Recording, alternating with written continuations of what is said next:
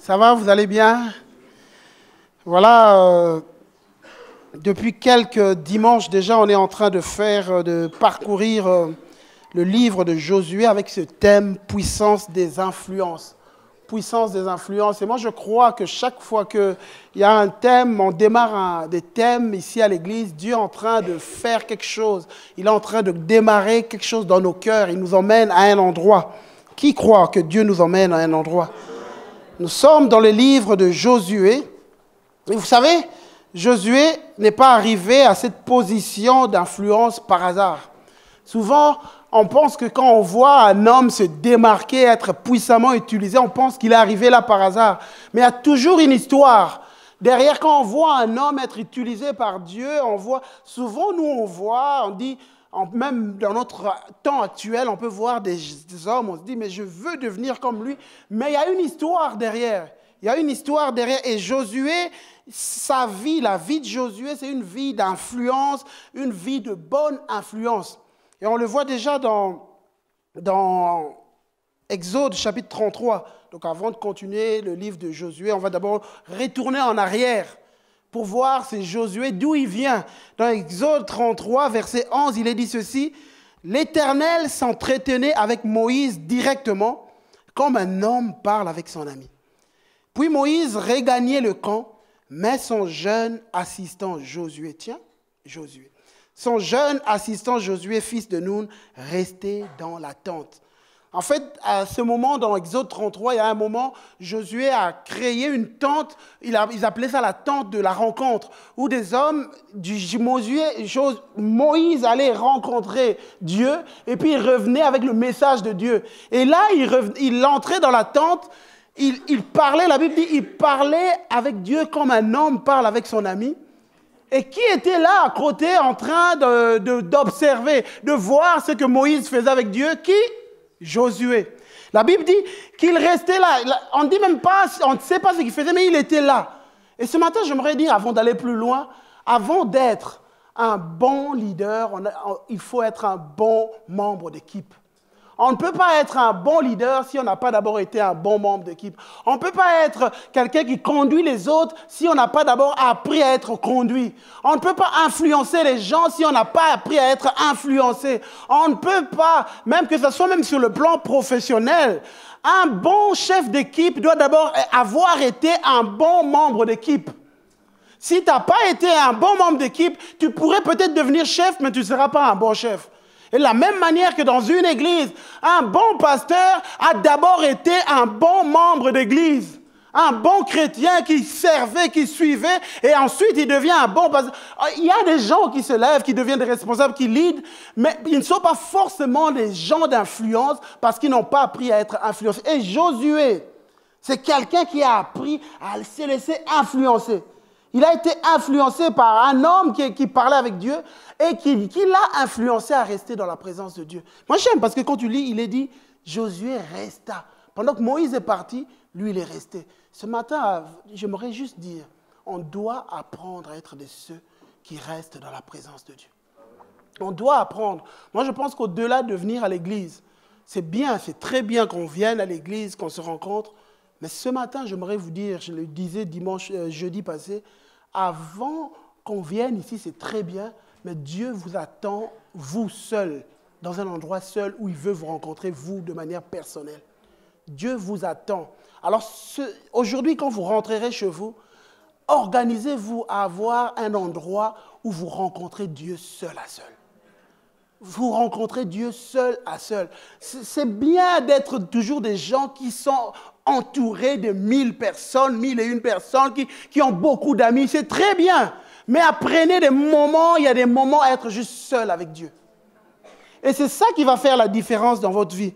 Et puis on voit Josué arriver dans le chapitre maintenant du livre Josué, dans Josué chapitre 1, Dieu qui lui parle, Dieu lui dit, Josué, prends courage, tiens bon, car c'est toi qui feras entrer ce peuple en possession du pays que j'ai promis par serment à leurs ancêtres de leur donner.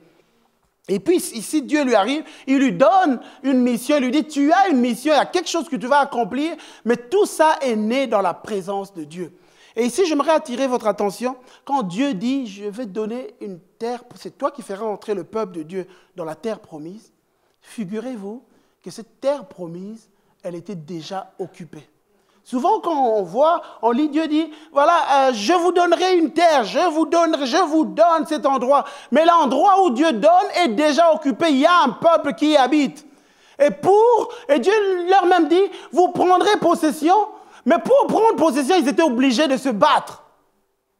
Et de la même manière, je veux te dire, mon frère, ma soeur qui est ici, quand tu as reçu des promesses de Dieu, Dieu te dit, je vais te donner ça, et je t'informe, je t'annonce ce matin, il faut que tu te battes. Dieu a dit, mais il faut que tu te battes pour y entrer. Et la Bible, c'est l'image de notre vie. L'Ancien Testament, c'est l'image des choses qu'on vit aujourd'hui. Pourquoi? Parce que vous savez, le monde dans lequel on vit, c'est un monde déchu. Il y a l'ennemi qui a pris de ses règnes. Il a fait tellement de choses. Et aujourd'hui, la vie de Jésus en nous, pour que Jésus nous a sauvés, son sang a coulé, nous avons la vie éternelle. Mais ici sur terre, pour voir entrer dans notre terre promise, les choses pour lesquelles Dieu nous a promises, il faut qu'on se batte. Il faut que tu te battes, mon frère. Il faut que tu te battes, ma soeur. Dieu a promis que tu vas voir ta famille se convertir. Tu vas voir des choses changer dans ton couple. Tu vas voir, il faut que tu te battes pour ça. Il faut que tu te battes pour ton couple. Il faut que tu te battes pour ta famille. Il faut que tu te battes pour tes enfants. Il faut que tu te battes. Et ce qui est bien, parce que nous savons que dans ce combat, Dieu est avec nous. Et c'est ça que Dieu est en train de dire au peuple d'Israël. Israël ne pouvait pas entrer sans combat. C'est une terre qu'il faut recevoir, mais en même temps qu'il faut prendre. Quand Dieu te dit quelque chose, reçois-le, mais en même temps tu dois le prendre. Dieu a dit des choses, reçois, mais en même temps tu dois te lever pour aller prendre. Il faut se lever. Et on voit dans Josué chapitre 1, il est dit, « Tout lieu que foulera la plante de votre pied, je vous le donne. Comme je l'ai dit à Moïse, vous aurez pour territoire depuis le désert et le Liban jusqu'au grand fleuve, le fleuve d'Ephrata, tout le pays des Hétiens, jusqu'à la mer, vers le soleil couchant. Nul ne tiendra devant toi tant que tu vivras. » Mais la seule chose que tu dois savoir, tu dois te battre.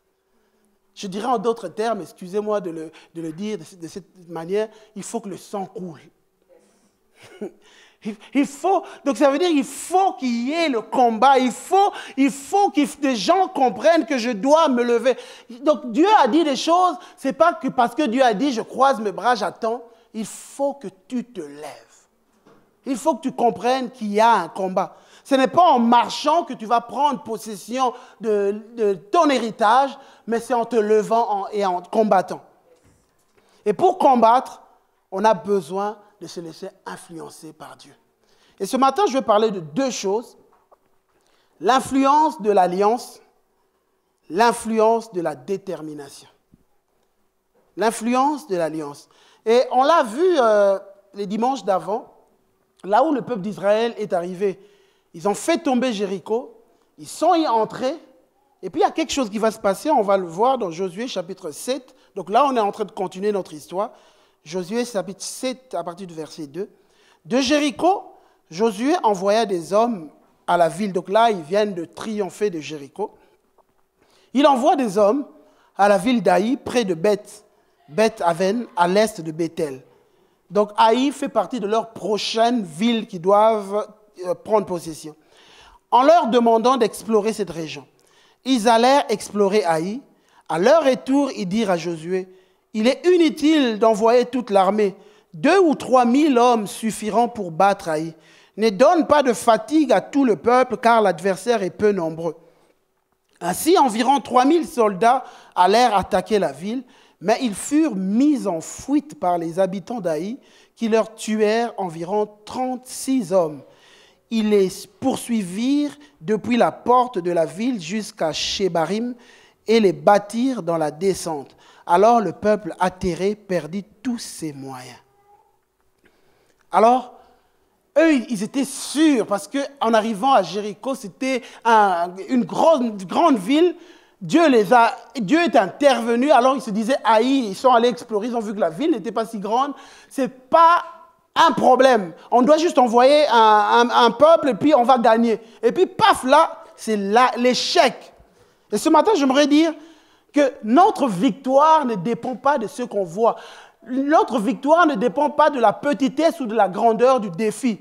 Notre victoire dépend de l'alliance que nous avons avec Dieu. Les défis qu'il y a devant toi, les problèmes qu'il y a devant toi, la grandeur, peu importe que ce soit petit ou grand, ce n'est pas ça qui fait la différence. Ce qui fait la différence, c'est l'état de ton alliance avec Dieu.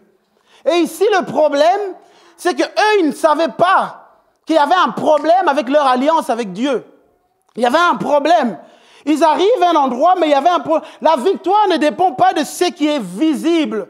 La victoire dépend de ton alliance avec le Dieu invisible. Peu importe les défis qui se lèvent, ce n'est pas parce qu'il y a un grand problème devant toi que tu dois te dire, voilà, je dois faire ceci. Non, non, non, ça dépend de ton alliance avec Dieu. Ce n'est pas parce qu'il y a un petit problème que tu vas dire, oh, ça c'est rien, je n'ai même pas besoin de prier. Tout dépend de l'alliance que tu as avec ton Dieu. Et ici, il y a un problème.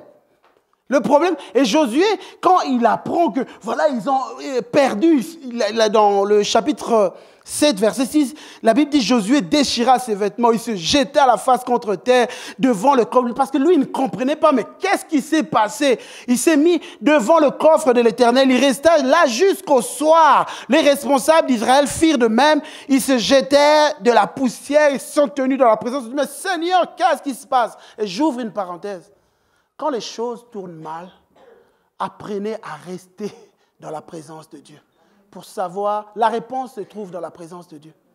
Quand les choses tournent mal, ne soyez pas de ceux qui se lèvent, qui se mettent à critiquer, mais pourquoi ceci? Cherchez dans la présence de Dieu. Et ça, Josué l'avait déjà appris. Il avait appris à rester. Il est resté dans la présence de Dieu. Mais Seigneur, qu'est-ce qui se passe? Mais pourquoi? Et voici ce qu'il même dit au Seigneur. Maintenant, je te prie, Seigneur, que puis-je dire après qu'Israël prit la fuite devant ses ennemis? Les Cananéens, les autres habitants du pays la prendront. Ils nous encercleront et feront disparaître notre nom de la terre. Comment alors feras-tu reconnaître ta grandeur, Seigneur? Et j'aime parce que Dieu va le répondre. Dieu va le répondre. Dieu va le répondre. Et puis voici ce que Dieu lui dit. Dans le verset 10, l'Éternel dit à Josué, « Lève-toi. Pourquoi restes-tu ainsi prosterné? Israël a péché. Ils ont violé mon alliance, celle que je leur ai prescrite. Ils ont pris des biens voués à la destruction.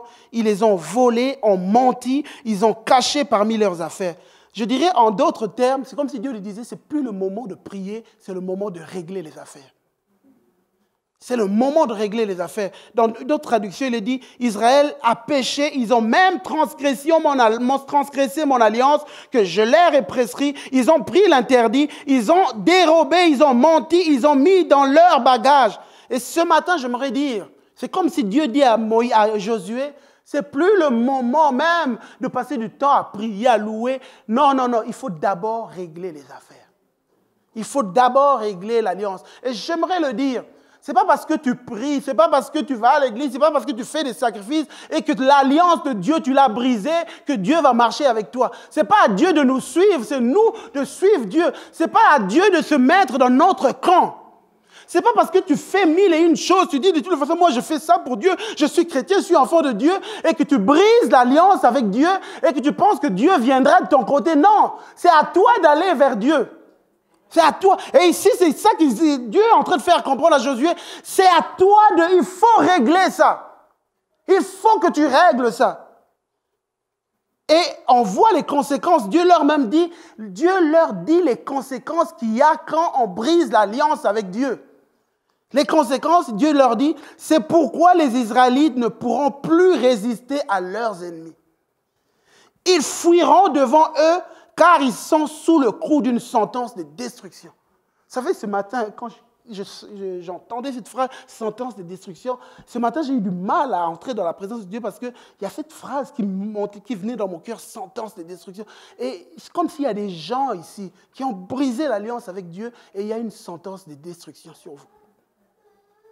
Il y a une sentence de destruction et si tu ne le règles pas, il y a une sentence de destruction sur ta vie, sur ton couple, sur tes enfants. Il y a une sentence de destruction. Il faut que tu le règles. Et Dieu dit, je ne continuerai pas à être avec vous si vous ne détruisez pas ce qui est au milieu de vous. Si vous ne prenez pas à cœur de détruire les choses qui m'éloignent de vous, je ne serai pas avec vous. Moi, j'aimerais dire ces choses ce matin. Il ne faut pas blaguer avec Dieu, les choses de Dieu. Il faut prendre au sérieux. Il faut prendre au sérieux les choses de Dieu. Il ne faut pas, je viens à l'église, et puis je fais n'importe quoi, je vis ma vie comme je veux, et puis je viens à l'église, c'est à Dieu de me suivre. Non, ce n'est pas à Dieu de te suivre, c'est à toi de suivre Dieu, c'est à toi de te conformer, c'est toi à changer ta vie, ce n'est pas à Dieu de te suivre. Une autre traduction dit, c'est pourquoi les Israélites ne pourront plus résister à leurs ennemis. Ça veut dire l'ennemi viendra détruire ta vie, l'ennemi viendra briser ta vie. Ils fuiront devant eux. En effet, ils sont devenus comme un objet interdit qui doit être détruit. Si vous ne détruisez pas les objets que je vous ai interdit de prendre, celui qui les a pris, je ne serai plus avec vous. Si vous ne détruisez pas ces choses, si vous ne les détruisez pas, moi, je ne serai plus avec vous. Et ce matin, je veux te dire, mon frère, ma soeur, regarde dans ta vie, analyse, qu'est-ce que tu dois détruire? Que dois-tu détruire? Que dois-tu détruire dans ta vie? Et à un moment, Josué, maintenant, Dieu dit à Josué, écoute, c'est fini, lève-toi. Lève-toi, va, sanctifie le peuple. Sanctifie le peuple. Et j'aime bien parce que ce mot, hier, parce qu'on a commencé des temps de prière, j'ai vu qu'il y avait une sœur qui a demandé, vraiment, j'aimerais que vous priez pour l'Église, pour que l'Église entre dans la sanctification. Moi, ça m'a touché. Je me dis, waouh! Parce que c'était ça, quand moi je lisais, que Dieu disait à Josué, sanctifie le peuple. Sanctifie le peuple, tu diras, sanctifiez-vous demain, car ainsi parle l'Éternel, le Dieu d'Israël, il y a de l'interdit au milieu de toi, Israël, tu ne pourras pas résister à tes ennemis jusqu'à ce que vous ayez ôté l'interdit du milieu de vous. Maintenant, va prévenir le peuple pour qu'il se rende pur. Tu diras, rendez-vous pur pour demain. En effet, voici ce que moi, le Seigneur Dieu d'Israël, je dis aux Israélites, vous possédez des objets que je vous ai interdit de prendre. Si vous ne les détruisez pas ainsi que celui qui les a pris, vous ne pourrez pas résister à vos ennemis. Si vous ne vous séparez pas des choses, quelles sont les choses qui peuvent nous séparer de Dieu? Quelles sont ces choses? Ces choses, je peux citer, il y a plusieurs choses que la Bible dit. L'impudicité. L'impudicité, la sexualité, c'est des choses qu'on ne dit pas toujours. La sexualité hors du mariage. La sexualité hors du mariage, je vis ma vie, je considère, entre guillemets, c'est ma vie privée. Et puis je viens à l'église, je fais tout ce que je veux et tu penses que Dieu marche avec toi. Et ce matin, j'aimerais te dire, vraiment c'est avec sérieux, c'est à nous, c'est à moi de me conformer à ce que Dieu dit. Ce n'est pas à Dieu de se conformer. C'est à moi de me conformer. Et j'aimerais peut-être dire à quelqu'un, l'homme avec qui tu es, ce n'est pas ton mari, alors prends une décision. La femme avec qui n'est pas ta femme, prends une décision. Ce n'est pas à Dieu de te suivre et tu crois. Parce que si tu continues dans cette voie, ton ennemi prendra le dessus sur toi. Ce sont des choses qu'on ne dit pas toujours clairement comme ça, mais ce matin, moi, j'avais à cœur de le dire. J'avais vraiment à cœur de le dire. Souvent, on pense, excusez-moi de revenir encore sur ça. Souvent, on pense que les désirs sexuels, on considère ça comme le désir de manger. J'ai faim, je sors, j'achète un pain, je mange, et on considère que le désir sexuel, c'est pareil. J'ai besoin sexuel, allez, je vais chercher quelqu'un, et puis peu importe. Non, Dieu a mis un cadre pour ces choses, il a mis un cadre pour ces choses. C'est le mariage, c'est la vie du couple. Il n'est pas contre ça, mais il a mis un cadre. Respecte ça. Parce que si tu ne le respectes pas, il y a une destruction qui arrive. Il y a une destruction qui arrive. La pornographie en secret. Et ce sont des choses... Parce que si vous savez, c'est un homme à Can. Ils arrivent à Jéricho. Cet homme a vu les belles choses. Pour lui, c'était beau. Alors que Dieu avait dit, vous détruirez tout ce que vous verrez. Vous le prendrez, vous le détruirez. À Can, il arrive, il a vu des belles choses. Et puis il les prend, il les cache dans sa maison. Il les cache, personne ne les voit. Il cache ces choses dans sa maison. Et pour lui, il se dit, c'est sa vie privée. Il cache, il ne se rendait pas compte qu'il amenait la malédiction sur tout un peuple. Et de la même manière, il y a des gens séduits par l'ennemi, vous faites des choses et vous cachez ça dans votre maison, c'est ma vie privée, mais vous emmenez la malédiction sur votre famille, sur tout le monde, sur tout un peuple. Et Dieu dit non, non, non, non, non. Il faut que les yeux s'ouvrent, qu'on comprenne. Ce n'est pas à Dieu de nous suivre. Et il y a des gens, tu regardes des films qu'il ne faut pas, mais personne ne le sait, personne n'est au courant. Peut-être que même personne ne sera jamais au courant, mais Dieu sait. Et le comble, ton ennemi aussi est au courant. Le mensonge, on ment.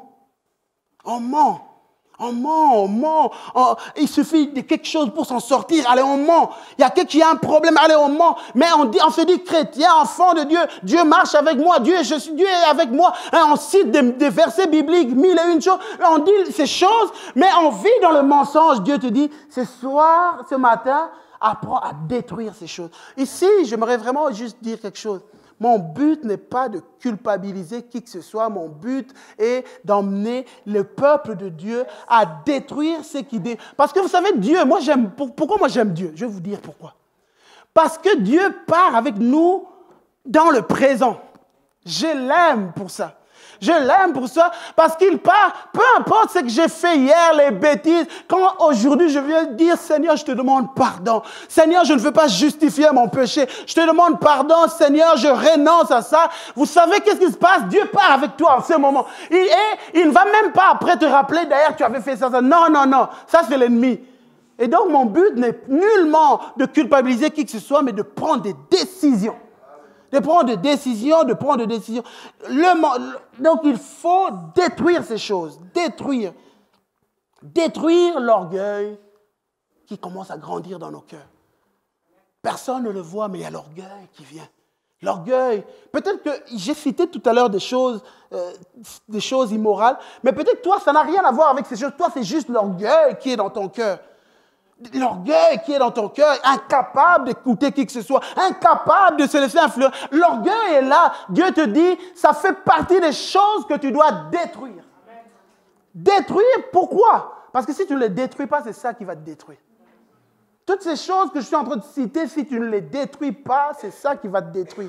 Et là, je me parle aussi à moi-même. Chaque jour, je dois veiller à ce que rien ne s'introduise pour détruire ma vie. Parce que derrière ma vie, il y a tout. Il y a ma famille, il y a mes enfants, il y a mes frères, il y a tout un peuple. Parce que vous savez, je vais vous dire quelque chose. La chute d'une personne, ce n'est pas juste toi. Quand tu fais des bêtises, ce n'est pas juste toi. Il y a ta famille, il y a tes enfants, il y a tout un peuple derrière. Et ici, à Caen, il fait chez eux, mais il y a tout un peuple derrière. Et sache que chaque fois tu brises l'alliance, ça a des conséquences sur tes enfants. Ça a des conséquences sur tout un peuple. Et moi, déjà, si on décide de ne pas pécher parce qu'on aime Dieu, mais en plus rajouter, Seigneur, il y a ma femme, il y a mes enfants, Seigneur, il y a toutes ces choses. Et tu dis, non, Seigneur, aide-moi à jamais tolérer ces choses. Jamais à détruire. Il y a la jalousie, il y a des gens ici qui ont laissé la jalousie entrer, commencé à détruire la jalousie. Tu es dans l'église, mais rempli de jalousie. Et de fois, ce qui peut être grave, des jalousies même dans des choses spirituelles. Dans les choses, telle personne avance spirituellement, il y a une jalousie qui est là. Et toutes les choses que tu fais, c'est animé par la jalousie. Ce matin, Dieu te dit, détruis ça parce que ça va te détruire. Et il y a des gens, c'est la colère. Ce matin, vous savez, moi, en préparant, je disais, Seigneur, donne-moi des choses précises à dire aux gens. Et le Seigneur me mettait à cœur, dis ceci, parle de la jalousie. Parle, il y a des gens, c'est la colère. La colère, vous êtes en colère et vous entretenez cette colère dans votre cœur. Les jours passent, mais vous entretenez cette colère. C'est comme à Caen. Ça fait partie des choses que vous entretenez qui vont détruire votre vie, qui emmènent la malédiction. Ce matin, détruis la colère, le manque de pardon. Toutes ces choses. Tu peux beau venir à l'église, frère en Christ, sœur en Christ, tu peux beau chanter, faire ceci, si tu n'apprends pas à détruire ces choses vont te détruire. ces choses vont détruire ta vie. Ces choses vont détruire un ensemble de personnes.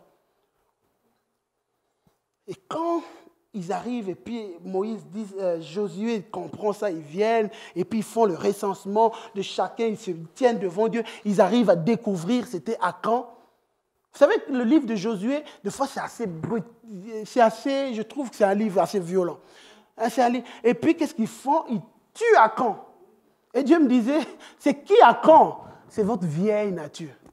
Ici, je citais des choses que vous devez détruire. Vous détruisez ceci, vous détruisez cela, mais ne vous arrêtez pas à ça. Tuez votre vieil homme. L'apôtre Paul le dit. Faites mourir le vieil homme. Faites mourir votre vieil homme. Faites-le mourir. Faites-le mourir. Et alors que vous le faites mourir, vous êtes en train de rétablir votre alliance avec Dieu.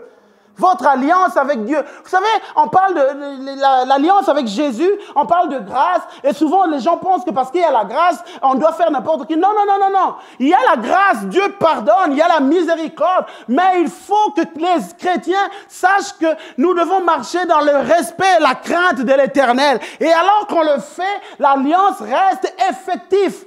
Et l'ennemi n'aura pas le dessus sur ça. L'ennemi ne viendra pas voler des choses dans nos vies.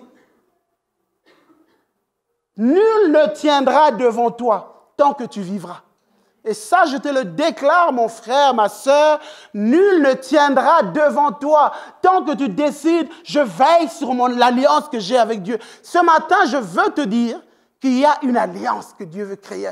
Il y a une alliance que Dieu a commencé avec toi. Il y a une alliance que Dieu veut commencer aujourd'hui avec toi. Il y a une alliance. C'est entre toi et lui. Viens dans sa présence. Il y a une alliance qu'il veut développer avec toi.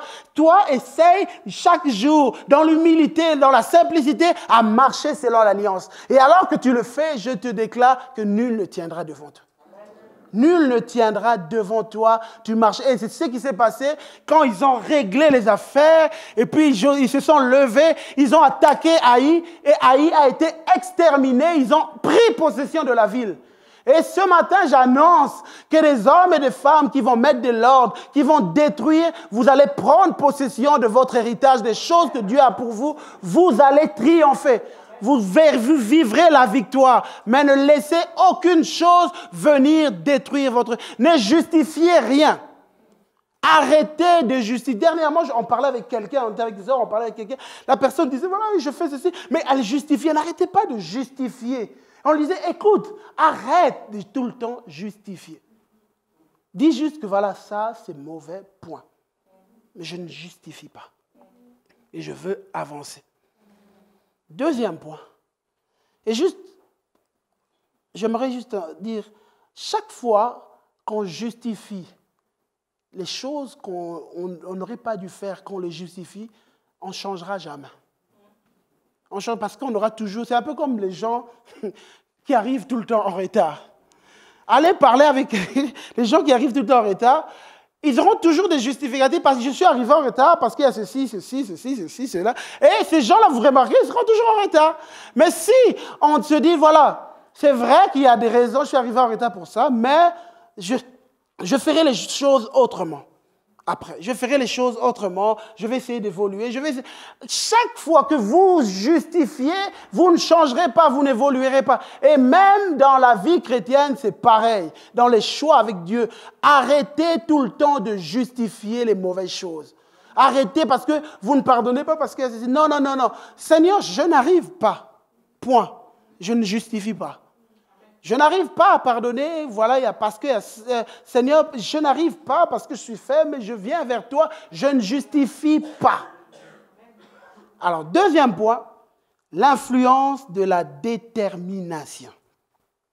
L'influence de la détermination. Et ici, donc, on voit l'histoire, quand vous lisez dans Josué chapitre 7, il triomphe d'Haï, le peuple a continué à avancer, et là, il s'avance. Dans Josué chapitre 9, à partir du verset 1, la nouvelle de ces événements parvint à tous les rois du pays situé à l'ouest du Jourdain, dans la région des montagnes, dans la plaine de côtière et sur tout le littoral de la Méditerranée, jusqu'en face du Liban. les rois des Héthites, des Amoréens, des Cananéens, des Phérésiens, des Héviens et des Yébousiens. Alors ils s'assemblèrent pour combattre Josué et les Israélites sous un commandement unique. Ce matin, j'aimerais te dire, mon frère, quand tu marches avec Dieu et que tu veilles sur l'alliance avec Dieu, je t'informe que tu fais peur. Tu fais peur à ton ennemi. Et ici, la réputation est partie. Vous savez que des fois, nous, on ne se connaît pas. Mais l'ennemi connaît. Quand on marche avec Dieu, l'ennemi sait qu'il est dangereux. Ils sont dangereux. Et ici, leur réputation est allée, qu'ils ont exterminé des gens. La réputation de l'ennemi maintenant tremblait devant eux. L'ennemi était en train de trembler. Et puis, il s'assemble pour combattre. Et des fois, on a l'impression, c'est comme ça la vie. Quand un combat est terminé, il y a encore un autre qui commence. Vous n'avez pas remarqué? Tu viens juste de finir un combat, puis il y a un autre. Moi, j'ai l'impression que tant qu'on sera sur terre, c'est la vie, il y a des combats. Mais parce qu'on marche avec le Dieu qui triomphe, nous allons triompher. Alors, j'aimerais encourager quelqu'un qui peut-être tu as l'impression que dans ta vie, il y a des combats, sur combats. Je veux te dire que Dieu veut marcher avec toi et lui te donnera la victoire. Il veut être celui qui combat pour toi. Qui combat pour toi. S'il y a un combat qui est fini, un autre qui commence, sache que Dieu veut marcher avec toi et il va combattre. Il va triompher. C'est ce que Dieu disait au travers de Jérémie. Ils te feront la guerre, mais ils ne te vaincront pas. Car je serai avec toi pour te sauver, te délivrer, dit l'Éternel. Ils te feront la guerre. Il y a des combats qui vont se lever contre toi, mais je t'informe, je t'annonce que personne ne te vaincra. Il y a des choses qui vont se lever, mais Dieu marche avec toi. Dieu est avec toi, il est de ton côté. Ou plutôt, je dirais, tu es du côté de Dieu. Le psaume 46 dit ceci, « L'Éternel des armées est avec nous, le Dieu de Jacob est pour nous une haute retraite. » Alors, ils avancent, le peuple, Josué entend que le peuple arrive, et puis il y a une histoire qui va se passer, bon là je ne vais pas m'attarder sur ça, et puis ils arrivent, ils vont à Gabaon. Le combat se passe à Gabaon, Josué se retrouve dans un combat à Gabaon contre tous les rois qui s'étaient associés pour l'attaquer. Et on voit dans Josué chapitre 10, Josué monta de Gilgal avec tous les hommes de la guerre, tous les vaillants hommes. L'Éternel dit à Josué, n'aie pas peur de ces rois, car je les livre entre tes mains et aucun d'eux ne te résistera. Et Dieu est dans ce combat, il est là. Il dit, voilà, je te livre. Et effectivement, on voit Dieu va les permettre de triompher. Et puis Josué va faire quelque chose d'extraordinaire. Alors qu'ils sont à Gabaon en train de se battre contre l'ennemi, la Bible dit ce jour-là, où l'Éternel donna aux Israélites la victoire sur les Amoréens, Josué s'écria devant tout Israël, « Soleil, arrête-toi sur Gabaon, et toi, lune, fais halte sur la vallée d'Ayalon. » Et le soleil s'arrêta. La lune suspendit son cours jusqu'à ce que la nation d'Israël eût réglé ses comptes avec l'ennemi. Waouh! J'aime bien cette phrase. Jusqu'à ce que Israël ait pu régler ses comptes. Donc, l'ennemi est en danger. Ce matin, ton ennemi est en danger. Le soleil s'arrêta. C'est bien ce qui est écrit dans le livre du juste. Le soleil s'immobilisa au milieu du ciel et différa son coucher pendant environ un jour entier. Jamais auparavant, jamais depuis lors, il n'eut des jours comparables à celui-là, où l'Éternel a écouté la voix d'un homme, c'est qu'il combattait lui-même pour Israël. J'aime ça. À Gabaon est un homme, moi je découvre un Josué qui est déterminé à exterminer l'ennemi. C'est comme si en fait il disait, le soleil ne va pas se coucher, mais moi il faut que je tue tous. Alors comme ils avançaient, le jour avançait, ils voyaient que le soleil allait se coucher, il s'est dit non, il faut que le soleil s'arrête là. Parce que tant qu'on n'a pas tué, on n'ira pas dormir. On n'ira pas dormir tant qu'on ne les a pas tous exterminés. Et ce matin, Dieu veut que tu aies cette détermination. Je ne me coucherai pas, je n'arrêterai pas tant que l'ennemi n'est pas exterminé.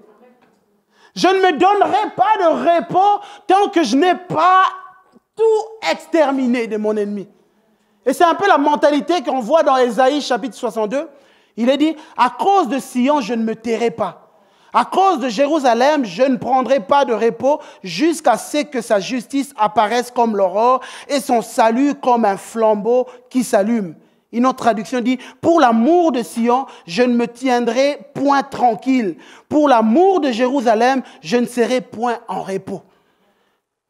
Que sa justice ne sorte dehors comme une splendeur, que sa délivrance ne soit allumée comme une lampe.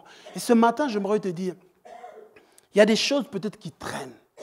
Il y a des choses pour lesquelles tu as prié, tu ne vois pas. Dieu te dit, deviens de ceux qui sont déterminés.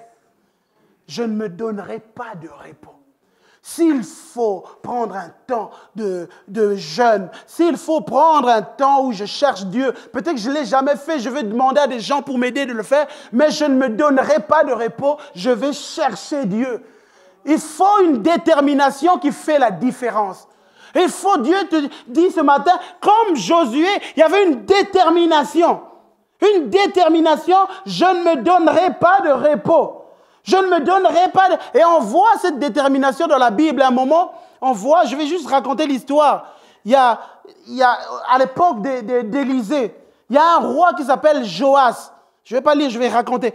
Joas arrive chez Élisée. Élisée était malade et sur le point de mourir. Joas arrive, il dit à Élisée, Élisée, mon père, char, cavalerie d'Israël.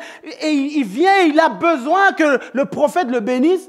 Et puis le prophète lui dit, écoute, prends l'arc, tire de ce côté-là. Et puis quand il tire, il dit, voilà, ça montre que tes ennemis vont, tu vas battre tes ennemis. Et puis le prophète lui dit, écoute, prends la flèche, tape-le par terre. Et puis lui, il prend la flèche, il tape 3 fois, papa. Et puis le prophète s'énerve, il dit, non, tu aurais dû frapper plusieurs fois. Tu aurais dû frapper 6 fois, 7 fois, mais pas 3 fois. Juste parce que tu as frappé 3 fois, tu ne gagneras sur tes ennemis que 3 fois. Tu aurais dû le faire plusieurs fois. Et de la même manière, il n'avait pas la même détermination qu'avait Josué. Je ne m'arrêterai pas. Je vais chercher Dieu. Je ne me reposerai pas. Frapper. Et ce matin, je veux te communiquer à quelqu'un. Il faut un esprit de détermination. Je ne lâcherai pas. Les choses ne changent pas, mais moi je continue. Les choses ne évoluent pas, mais je continue à croire en Dieu. Je continue à frapper, je frappe, je continue. Et je crois qu'alors que je fais, mon ennemi est en train d'être écrasé. Vous savez, je vais vous dire quelque chose. Il y a un aspect spirituel que des fois les gens ne comprennent pas derrière vos prières. Des fois, je peux demander quelque chose à Dieu aujourd'hui. Je ne vois pas la chose arriver. Mais il y a tout un travail spirituel qui se passe derrière. Et tes prières déterminées vont faire que le travail spirituel va continuer, va y aller jusqu'au bout. Pourquoi quand Élie avait prophétisé qu'il va pleuvoir. Il prophétise, il va pleuvoir. Dieu l'avait dit. Dieu avait dit, Élie, il va pleuvoir. Donc, parce que Dieu avait dit, il allait pleuvoir. Donc, il fallait l'attendre. Mais Élie se met à prier, il prie une première fois. Et puis il se lève, il envoie son serviteur, va voir. Il n'y avait rien. Il revient. Une deuxième fois, il n'y a rien. Va. Une troisième fois. Moi, et ce matin, pendant que je priais, Dieu me disait, tu sais ce qui est en train de se faire. Spirituellement, il y a un ennemi qui était en train d'être écrasé. Pourquoi? Parce que souvent dans les endroits, il y a des villes où il y a des dominations spirituelles qui sont là. C'est Israël, Élie était confronté à l'endurcissement de tout un peuple. Il y a tout un aspect spirituel de fois qu'on ne comprend pas. Il y a un ennemi qui tient vos familles, qui tient des gens. Mais il y a tout un combat spirituel. Et la détermination que tu vas avoir va faire que l'ennemi va être écrasé jusqu'au bout. Donc, on n'a pas juste besoin d'une petite victoire, mais Dieu veut que ton ennemi soit exterminé. Donc ça veut dire qu'il faut que tu continues. Il faut que tu continues. Et quand tu continues, il y a quelque chose qui se passe. Et on le voit même dans la Bible, Daniel. Daniel se met à jeûner pendant 21 jours. 21 jours, il jeûne, 21 jours, il ne voit rien. Et puis à un moment, l'ange lui apparaît, l'ange lui a dit, écoute Daniel, dès le premier jour, quand tu as commencé à prier, ta prière était exaucée. Ce matin, je veux te dire, dès le premier jour, tu as demandé à Dieu, Dieu t'a exaucé. Mais tiens, mais pourquoi je ne le vois pas encore? Pourquoi je ne le vois pas encore? Dieu m'a exaucé. J'ai reçu même une parole, Dieu m'a exaucé. Pourquoi je ne le vois pas encore? Pourquoi? Parce que l'ange lui dit, j'avais été arrêté par des principautés. Je venais avec ta réponse, mais il y a des principautés qui m'ont arrêté. Je venais et Dieu te dit ce matin, dès le premier jour, tu as demandé, moi je t'ai donné, tu m'as demandé ceci, je t'ai donné, tu m'as demandé cela, je t'ai donné, mais il y a des principautés qui m'ont arrêté, qui arrêtent la réponse de Dieu. Et qu'est-ce qui fera que l'ange qui venait avec la réponse gagne? C'est la détermination que tu vas avoir. C'est la détermination que tu vas avoir. C'est la détermination que tu ne lâches pas. Dieu m'avait dit, mais ce n'est pas possible, moi j'arrête. Dieu m'avait dit, finalement, moi je pensais que les choses allaient changer. On m'avait annoncé qu'en 2017, les choses allaient changer. Mais finalement, je n'ai même pas vu en 2007 les choses changer. Oh, moi, franchement, j'abandonne, j'arrête de croire en Dieu. Non, reste accroché. Reste accroché, sois déterminé et dis au soleil, arrête-toi de là. Tant que moi je ne suis pas couché, je tuerai mes ennemis. Et c'est ça que Josué a fait. Il m'intéresse, Josué, c'est mon genre d'homme ça. J'aime bien sa mentalité. Des gars. Un gars déterminé.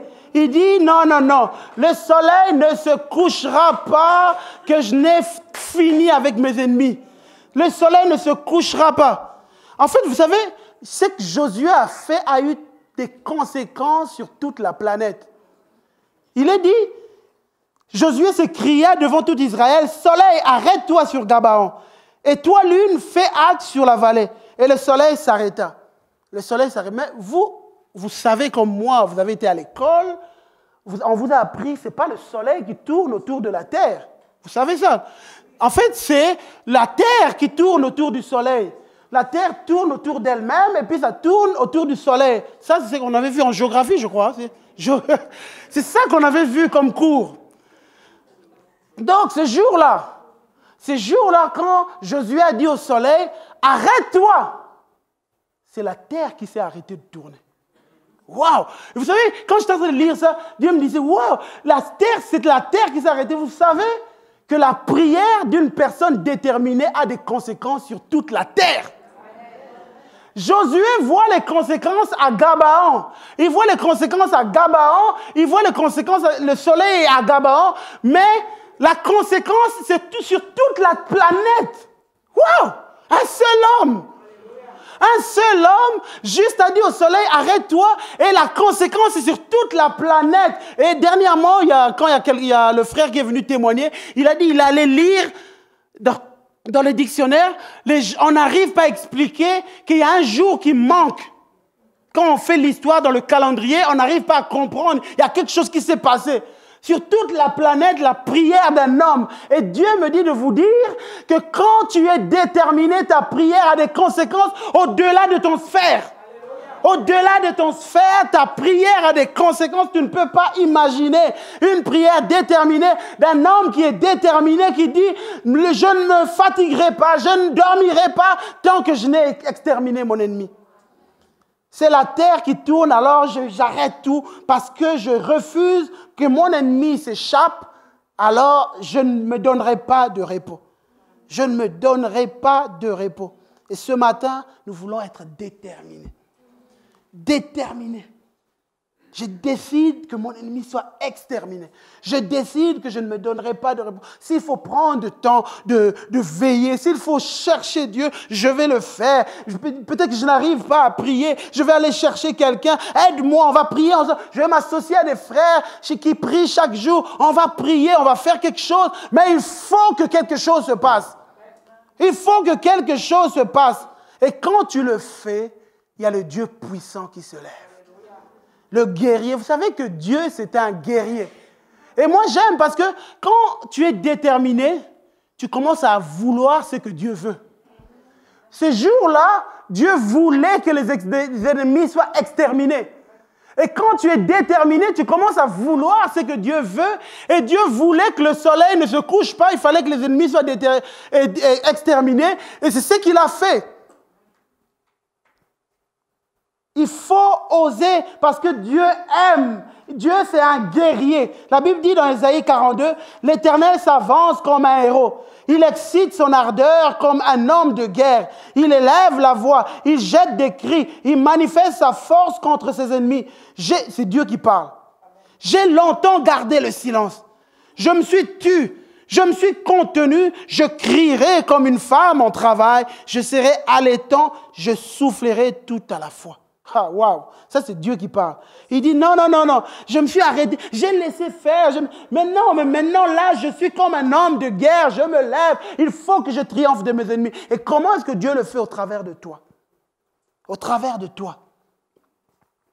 Au travers de toi, Dieu va t'utiliser. Vous savez, jeudi passé, alors qu'on partageait la parole de Dieu ici, on a vu dans Nombre 22 comment il y avait le peuple d'Israël qui s'est levé, qui triomphait. Et puis il y a un ennemi qui voulait les arrêter. Il a envoyé un prophète pour les maudire. Et quand le prophète va pour maudire le peuple d'Israël, il commence à dire des paroles de bénédiction sur Israël. Et puis, il a dit quelque chose dans le chapitre 23, Nombre 23, verset 24. Il dit ceci, « C'est un peuple qui se lève comme une lionne et qui se dresse comme un lion.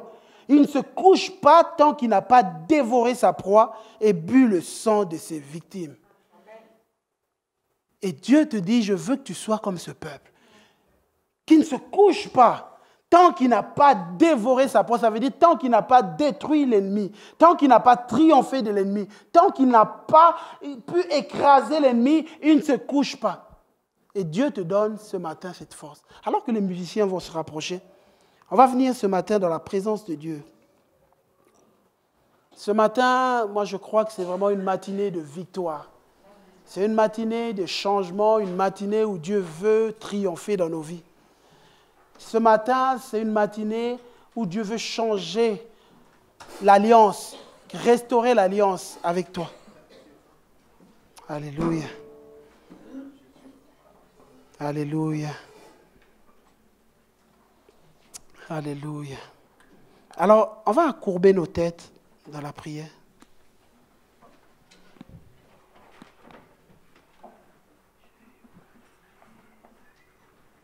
Alléluia. On va courber nos têtes dans la prière.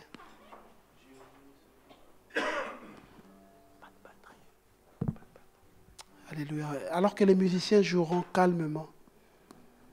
Ce matin, voici mon appel. Dieu t'appelle à détruire les œuvres de ténèbres. Dieu t'appelle à détruire le vieil homme.